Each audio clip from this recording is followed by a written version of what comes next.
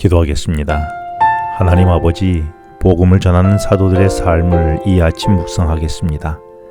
이 모습 속에서 제가 어떻게 오늘을 살아야 하는지를 깨닫게 하여 주시옵소서.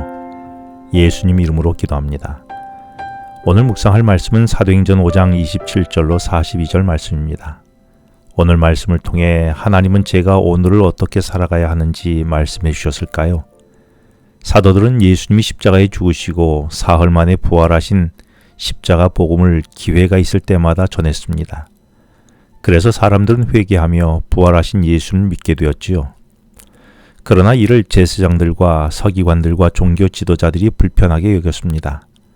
그래서 베드로가 이 복음을 전하지 못하도록 옥에 가두었었지요. 그러나 하나님은 복음을 전하라고 다시 그를 꺼내주셨습니다.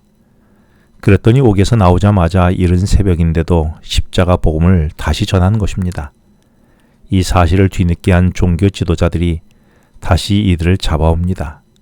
그리고 오늘 본문이 시작되는 27절에서 그들을 끌어다가 공회 앞에 세웠다라고 말합니다. 그리고 왜 예수 이름으로 말하지 말라고 했는데 왜 계속 십자가를 말하느냐고 책망하지요.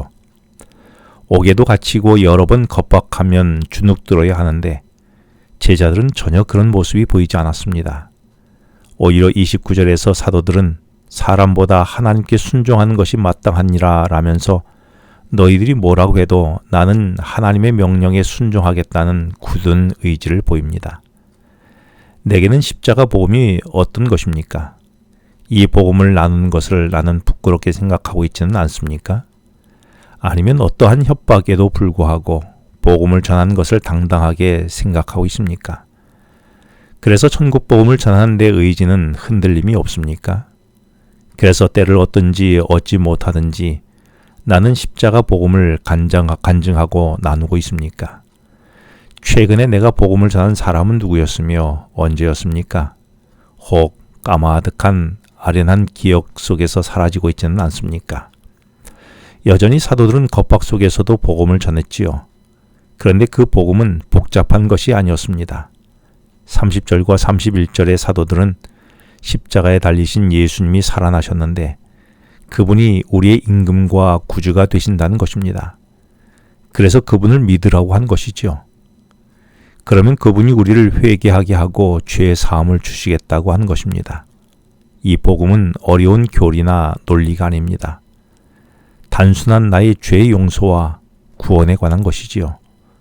그런데 이 말을 들은 유대교 지도자들은 33절에서 크게 노하여 사도들을 없이하고자 했다라고 말합니다. 지난 4장에서 했던 일을 다시 반복하는 것입니다. 그래서 사도들은 다시 한번 죽음의 위기를 맞이하게 되지요. 그런데 이런 위기의 순간에 모든 백성에게 존경받는 율법교사인 가말리엘이 나타납니다. 가말리엘은 사도들을 잠깐 밖에 나가게 한 후에 사도들을 죽이려는 유대 지도자들에게 조심하라고 주의를 줍니다. 사도들이 무엇을 믿고 복음을 전하지 말라는 험악한 분위기에서도 복음을 떨지 않고 전한 이유가 무엇이었을까요? 복음을 전하라는 주님이 세상의 임금과 구주임을 철저히 믿었기 때문이 아닐까요? 주님이 명령하셨으면 그 위에 일어난 모든 일들도 그분이 책임지라는 믿음이 있지 않았겠습니까? 실제로 하나님은 옥에 갇힌 사도들을 꺼내주셨고 이번에는 가말리엘을 준비해 주셔서 해결해 주신 것이 아니겠습니까? 내게는 하나님이 책임져 주신다는 믿음이 있습니까? 사도들을 죽이려는 급박한 상황 속에서 가말리엘이 나타나 유대 지도자들에게 조심하라고 했는데 그 이유를 36절 이하에 이렇게 설명해야 합니다. 주의해야 하는 그 이유는 예전에 정치적 메시아를 자처하던 드다와 유다 집단이 있었는데 그들이 하나님께로부터 나아지 않았기에 스스로 소멸하여 없어졌으니 베드로를 비롯한 사도들도 하나님께로부터 말미암지 않았다면 스스로 사라질 것이라고 말합니다. 대신 이들이 진짜 하나님으로부터 말미암았다면 인간이 결코 무너뜨릴 수 없을 뿐만 아니라 이는 너희가 하나님을 대적하는 꼴이 될 것이라고 말한 것입니다.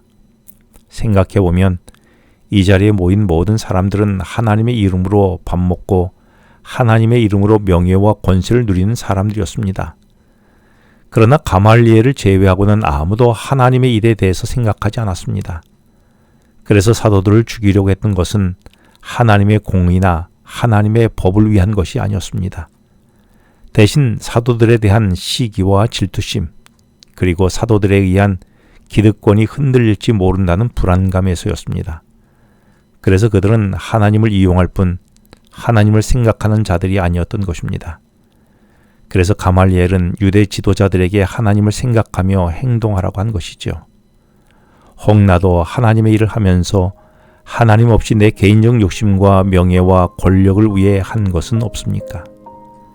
결국 유대 지도자들은 사도들을 채찍질해 놓아주며 예수의 이름으로 말하지 말라라고 말합니다. 그러나 사도들은 여전히 41절에서 예수님 이름을 위하여 능력받는 일에 합당한 것으로 여기며 기뻐했다라고 말하고, 42절에서는 날마다 성전에 있든지 집에 있든지 예수는 그리스도라고 가르치기와 전도하기를 그치지 않았다라고 말씀하고 있습니다. 나도 복음으로 인해 능력받는 것을 기뻐합니까? 그리고 언제나 전도자로 살아가고 있습니까? 기도하겠습니다. 하나님 아버지, 주님을 절대적으로 신뢰하며 어떠한 상황에서도 주님을 그리스도라고 선포하는 삶을 살게 하여 주시옵소서. 예수님 이름으로 기도합니다. 지금은 개인 기도 시간입니다. 오늘 주신 말씀을 묵상하면서 주어진 기도 제목과 개인 기도 제목을 놓고 기도하시겠습니다.